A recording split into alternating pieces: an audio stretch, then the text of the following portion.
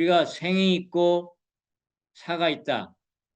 탄생이 있고 죽음이 있다. 이렇게 말하려면 생이란 현상이 따로 존재해야 돼요. 사와 상관없이.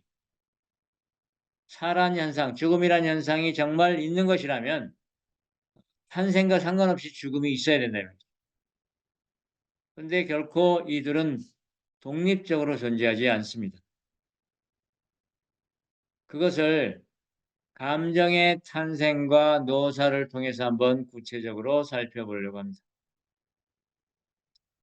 우리는 불안과 두려움 또는 분노 이런 것들이 느껴집니다.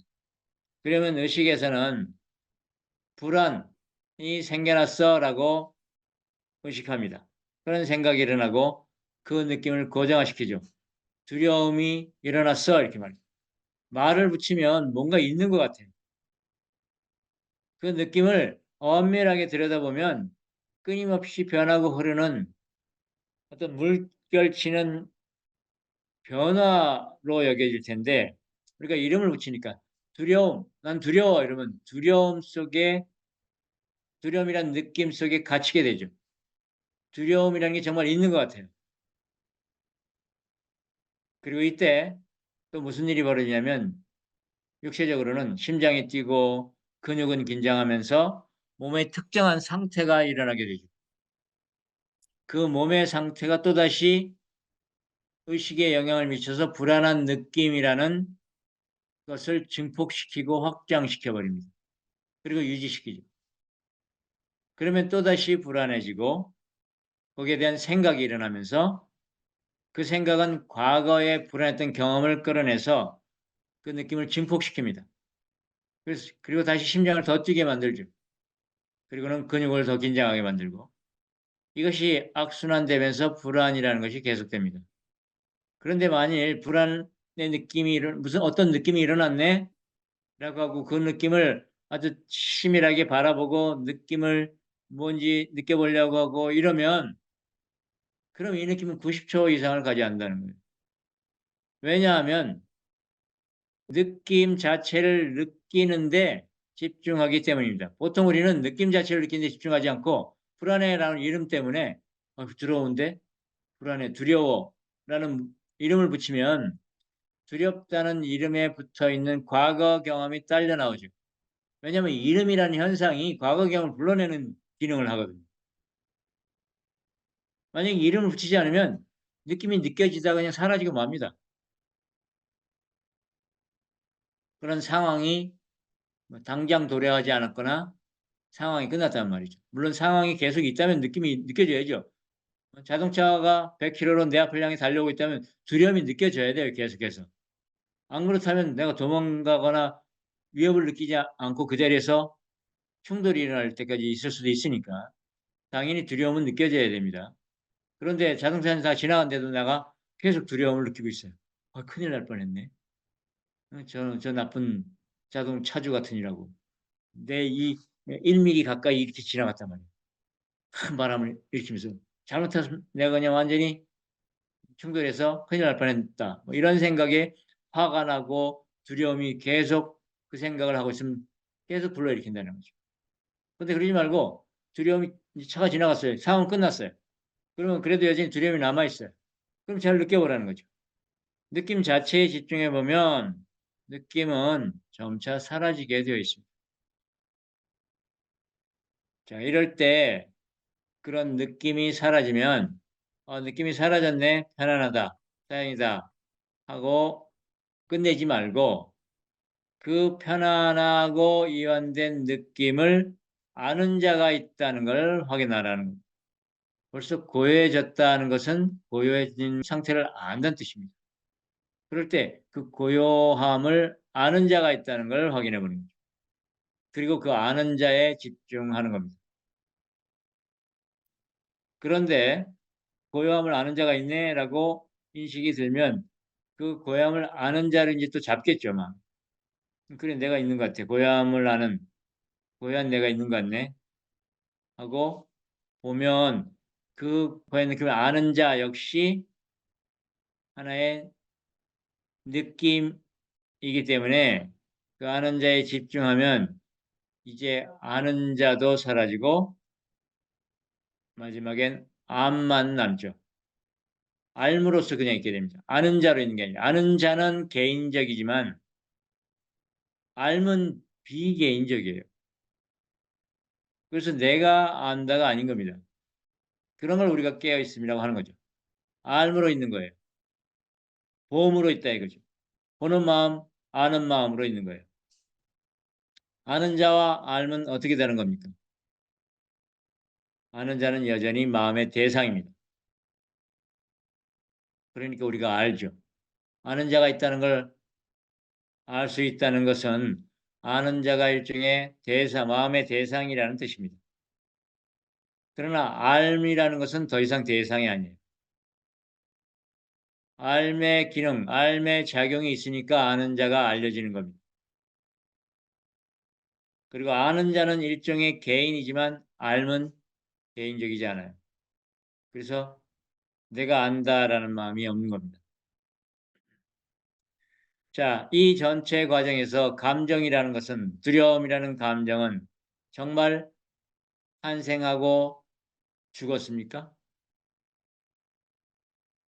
감정이 정말로 탄생한 거라면 그 탄생한 그것이 그대로 유지되어야 됩니다. 마우스가 탄생했으면 그대로 유지되듯이. 그러나 그 감정을 바라보면 감정은 끊임없이 변화하고 일렁이며 달라진다는 걸 알 수 있습니다. 이름이 떨어져 나간 감정은 끊임없이 변화하고 달라지며 계속 그걸 바라보면 사라지게 되어 있습니다. 그렇다면 그 어디에 감정이 있는 것입니까? 탄생된 감정은 어디까지이고 감정의 노사는 어디에 있는 것입니까? 그것이 사라졌지만 정말 무언가가 사라졌나요? 무언가가 있다가 사라졌나요? 우리의 감각이 둔하면 둔할수록 이 느낌의 움직임과 변화를 명료하게 보지 못하는 둔한 마음으로 보면 뭔가가 있다라고 착각하기 쉽습니다. 그걸 엄밀히 들여다보지 않았기 때문에 우리가 지금 나라고 여기는 마음도 엄밀히 들여다보지 않으니까 이름 붙여놓고 있는 듯이 착각하고 있는 거죠. 뭔가 느낌은 있으니까 존재한다는 느낌은 있단 말이에요. 그러나 여전히 그것이 느낌이라 이 말입니다. 느껴지는 건 대상이니까요. 우리는 항상 정말로 나인 것과 나에 의해서 경험되는 것을 분명히 구분해내야 돼요. 그렇게 감정이라는 것은 사라졌지만 무언가가 사라졌다고 할 수 없습니다. 원래 있지도 않고 한계 지을 수도 없었던 것인데 감각의 한계에 의해서 감각의 둔함에 의해서 그 세밀한 변천 과정을 보지 못하니까 관심도 없고 그러니까 있다고 여겨지는 것. 그래서 그걸 우리가 착각이라고 한다는 거죠. 그런 한계 지을 수 없는 그 어떤 흐름이 나타났다 사라진 것뿐입니다. 나타났다 사라진 것은 하나의 흐름과 움직임 속의 일이라면 탄생 이것은 명사적인 거란 말이죠. 나타났다 사라지는 현상은 동사적인 겁니다. 명사적인 것은 뭔가 있는 거지만 한계가 있고 경계가 있는 거죠. 동사는 경계가 없잖아요. 왜냐하면 끊임없이 흐르고 변하기 때문에 경계 지을 수가 없어요. 이 감정은 동사적인 거다. 우리가 나라고 여기는 마음도 동사적이에요. 결코 명사적이 아닙니다. 그렇게 감정이라는 것이 정말 있는가? 감정의 생과 사가 있는가? 이 말이죠. 감정은 사실 우리 내부의 몸 상태를 전달하기 위한 신경세포와 혈액의 흐름에 따라 뇌나 어떤 정보 집산지로 옮겨온 것들, 신호들, 몸의 작용을 알 수 있는 그런 걸 내수용 감각이라고 하죠. 또는 고유 감각이라고 하죠. 내 몸에서 일하는 일을 느끼게 해주는 감각, 그게 고유 감각 또는 내수용 감각이라고 합니다. 안내자. 그 내수용 감각 중에서도 우리 신경세포, 중추신경계로 몸에서 일하는 일, 예를 들면 손가락이 다쳤으면 이 통증이나 이 변화에 대해서 중추신경계로 전달되고 거기서 내려보내져서 뇌가 그 정보를 식산해서 어떻게 처방하라고, 통증을 느끼면 아프지 않게 또는 처치하라고 뭐 어디 병원을 가든가 아니면 가시 질렸으면 가시를 빼내든가 이런 작업을 하게 운동 뉴런을 또 움직여서 행동하게 하죠. 그런데 이런 손가락에 찍힌 것은 명확하게 우리가 아는데 몸 어디 이상한데 췌장 같기도 하고 간장 같기도 한 어딘가 모호한 곳에 아픈 그런 느낌들이 있죠. 그런 것들은 보통 무수신경 세포들이 큰 역할을 한다고 합니다. 무수라는 것은 신경세포가, 신경세포는 보통 뭐 아시겠지만 수상돌기와 축삭으로 되어 있는데, 이게 수상돌기, 가지, 나뭇가지처럼 생겼다 해서 수상이죠. 축삭인 긴 축색돌기. 그러니까 여기서 앞에서 정보를 받아서 이렇게 전달해서 다른 신경세포한테 전달하는 과정이죠, 이게. 이걸 축삭이라고 하는데, 이 겉에 노란 이 부분을 이거 미엘린 수초라고 하는데, 절연 효과를 가지고 있는 절연체라고 보시면 됩니다. 뭐 전기선에서 겉껍질과 같은 역할을 하는 거죠. 이렇게 겉껍질로 덮여 있으면 덮여 있지 않은 이 부분으로만 나트륨 칼슘 펌프가 작동해서 전기적인 신호가 아주 도약해서 이 바깥으로 새나가지 않고 도약해서 툭툭 빨리빨리 전달될 수 있게 하고, 애매하게 정보가 새지 않고 전달될 수 있게 하기 위해서 이런 수초가 있다고 하는데요. 이런 걸 이제 그 수초에 덮여 있다 그래서 유수세포라고 합니다. 수초가 있는 유수세포라는 거죠. 반면에 이런 수초가 없는 세포도 있어요. 요거예요. 요것은 여기는 이제 요게 수초죠. 요게 수초예요. 수초가 있는데 요거는 안 덮여 있어요. 이런 무수신경세포들에서는 이 옆으로 많은 이온들이 새 나간다 이겁니다. 그래서 정보가 명료하게 특정한 영역으로만 전달되지 않고 주변에 널리 무수하게 이렇게 안개처럼 확산된다는 거예요. 그래서 통증이 어디에 있는지 애매한 경우 바로 무수세포들에 의한 정보들로 인해서 그렇다라고 얘기를 합니다. 그렇게 이 정보 전달 체계가 우리가 크게 보면 중추신경계를 통해서 전달되는 부분, 우리 몸에서 이런 지금 감정과 연관되는 정보들을 얘기하는 거예요. 그러니까 예를 들면 통증이 오면 어때요? 통증이 오면 아프다가 있지만 또 짜증난다도 이어지죠. 그리고 내일 아침에 뭘 소풍을 가고 온다, 피크닉을 갈 거다라는 기대를 가지면 도파민이 나와서 기분 좋고, 고양이를 만지면 옥시토신이 나와서 애정에 가득 차고, 이런 감정, 또 어떤 생각에서 화가 나면 아드레날린이 분비돼서 심장이 빨리 뛰고 에너지가 폭발하려고 하고, 이런 것들이 다 다양한 우리 내적인 또는 상황에 대한 인식과 내적인 몸에서 일어나는 내적인 느낌에 대한 정보가 모여져 가지고 감정으로 하는데, 그걸 한번 살펴보자 이겁니다. 그러면 이것들이 다 이렇게 연계되어 가지고 일어나는 뭔가 안개 같은 현상이지, 뭔가 딱 존재하는 무엇으로 있는 것이 아니라, 명사적으로 존재하는 것이 아니라 하나의 흐름이다라는 것이 더 분명해진다라는 겁니다. 기본적으로 감정은 우리 몸 내부 상태를 전달하기 위한 신경세포와 혈액의 흐름에 따라서 오는 신호들, 몸의 작용을 알 수 있는 그런 내수형 감각과 상황에 대한 인식, 이런 것들이 종합되어 가지고 일어나는데요. 아까 말한 대로 유수세포와 무수세포가 그런 역할들을 많이 한다는 겁니다. 그리고 또 어떤 상황이 일어나면 우리는 과거의 데이터를 이용해서, 그러니까 의식적인 기억으로서의 과거 데이터도 과거 데이터지만 우리 몸에 저장되어 있는 뉴런과 세포들이 경험한 바 있는 그런 과거 데이터들도 서로 비교돼서 판단되고 감정적으로 일어난다라는 겁니다. 근데 거기 어디에 고정된 감정이라는 게 따로 있는 게 아니라는 거예요. 경험된 것들 간의 비교에서 우리가 어땠습니까? 이걸 딱 보면 뭐 이게 길다고 느껴지지 않잖아요. 훨씬 더 긴 것들을 만나봤기 때문에 이건 짧게 느껴지죠. 그런데 의식은 이걸 그대로 느끼고 알지만 얘가 긴지 짧은지는 알 수 없어요. 근데 이게 비교해 보면 아는 거죠. 이거에 비하면 갑자기 길게 느껴지지 않습니까? 그와 똑같이 우리가 느끼는 감정들도 의식과 또는 뇌와 내 몸에 저장되어 있는 다양한 경험적 데이터들이 들어오면 발화돼 가지고 비교에 의해서 좋게 느껴지거나 불쾌하게 느껴지거나 한다라는 겁니다.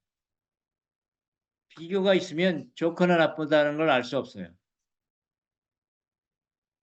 그럴 때 비교에 의해서 '좋다.'라는 느낌이 일어난다면 유쾌하고 기분 좋은 느낌이 일어난다면 또는 비교에 의해서 불쾌한 느낌이 일어난다면 그 불쾌한 느낌은 정말 실제 불쾌한 무엇으로 탄생한 것이냐 이 말이죠. 비교 대상이 달라져 버리면 그건 즉시 유쾌로 바뀔 수도 있는 거다 말입니다.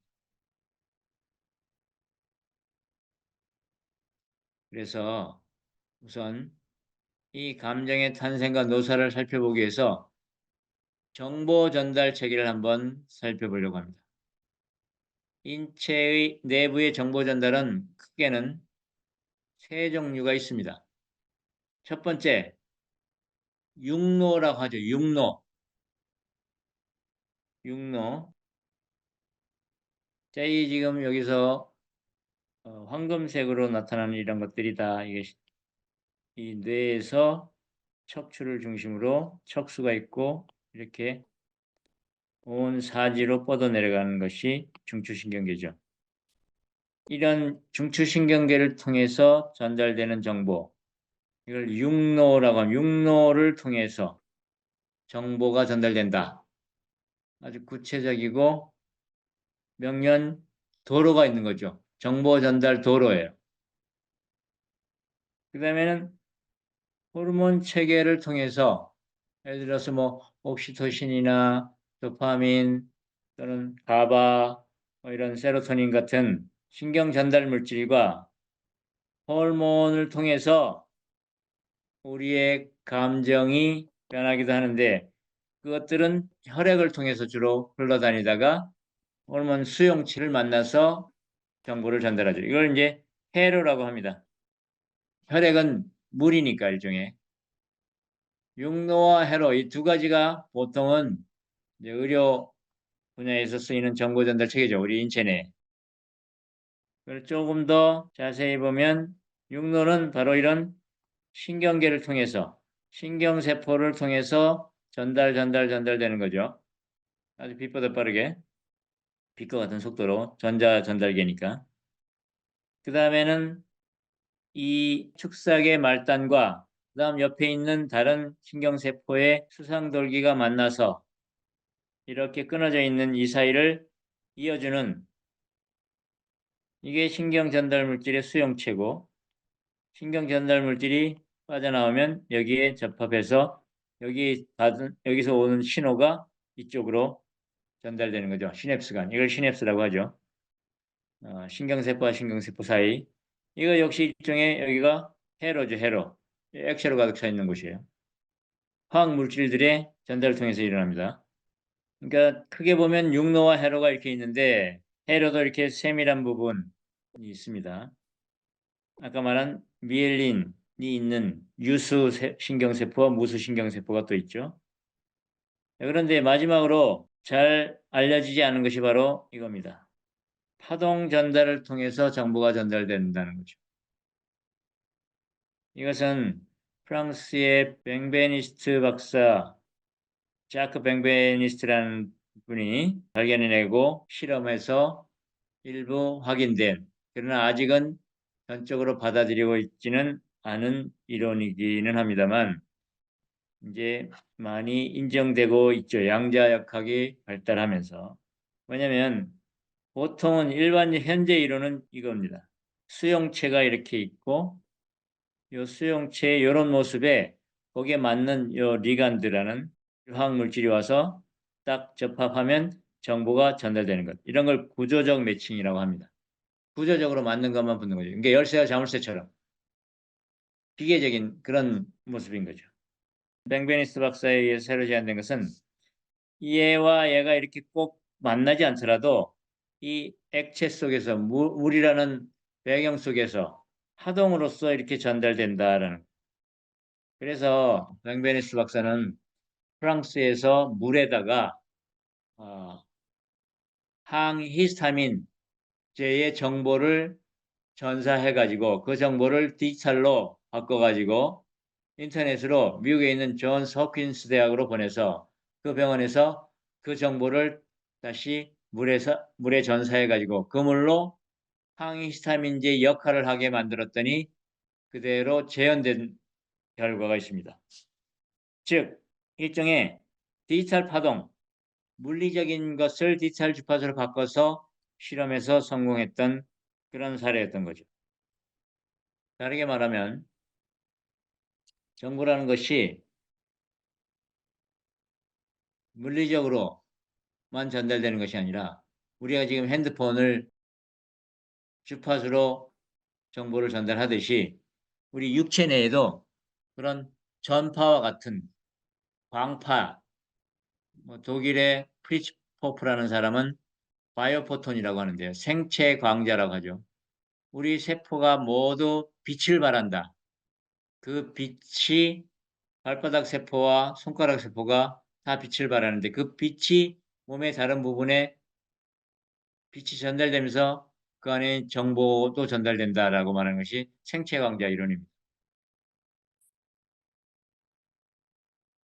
즉 우리 몸의 어떤 부위에서 무슨 일이 벌어지면 그것이 온몸의 다른 부위에 물리적으로나 중추신경계를 통해서 육로나 리간드를 통해서 화학물질을 통해서 회로나 혈액을 통한 회로나 이런 걸 통해서 전달되지 않더라도 빛의 속도로 우리 온몸의 파동의 모습으로 전달될 수 있다는 것이 바로 이 벤게니스 박사의 이론입니다. 이거 몸의 어떤 부위에서 무슨 일이 생기면 그것이 온몸에 퍼져가지고 우리 감정을 일으키는데 큰 역할을 한다 이런 뜻입니다.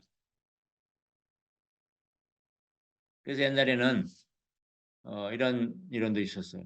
이론이라기보다는 경험적인 건데 옛날 9.11 미국의 세계무역센터가 무너지는 9.11 사태가 벌어졌을 때 그 사태가 벌어지기 한 일주일 전 그 주변에 살던 사람들한테 뭔가 기분이 안 좋고 영 우울하거나 부정적인 감정으로 가득 찼던 사람들에 대한 보고들이 좀 있었습니다.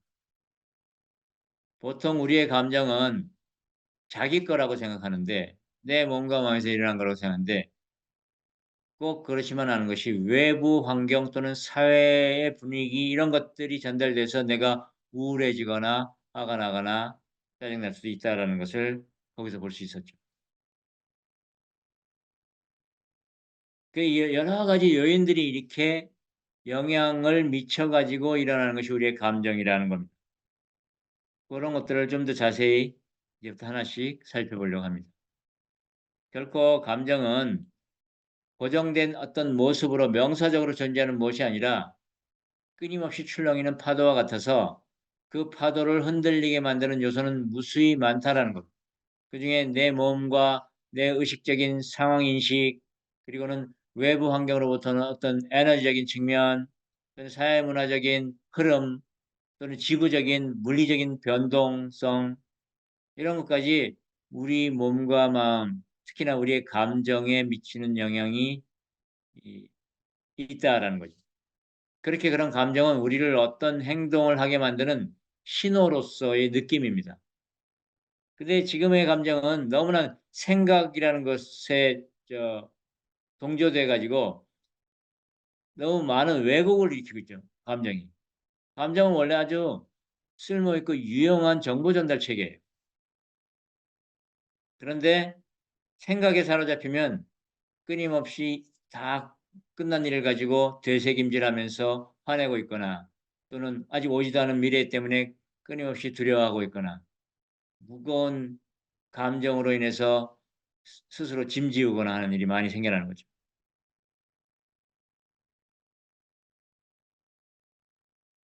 그래서 그런 정보 전달 체계를 좀 더 세밀하게 들여다보면 감정이라는 것이 하나의 에너지 흐름이라는 것, 우리한테 행동의 지침을 알려주는 어떤 신호라는 것을 명확하게 알게 될 겁니다.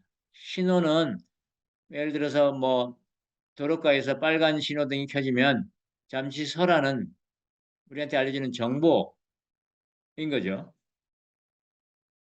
무슨 실체가 아니라. 그리고 파란불이 켜지면 건너가고 빨간불이 켜지면 서고 하는 우리 행동의 지침서와 같은 역할을 하는 것이 느낌인데, 그런 느낌이 내 몸과 마음의 항상성, 그대로 잘 유지하려고 하는 항상성에 맞으면 기분 좋은 느낌으로, 항상성을 깨트리는 정보로 다가올 때는 부정적이고 기분 나쁜 느낌으로, 불쾌한 느낌으로 오는 거라는 겁니다. 결국 우리가 몸을 유지하려는 그것에 기반, 몸과 마음을 유지하려는 그것에 기반해서 그걸 잘 유지하기 위한 하나의 정보 전달 체계인 거죠.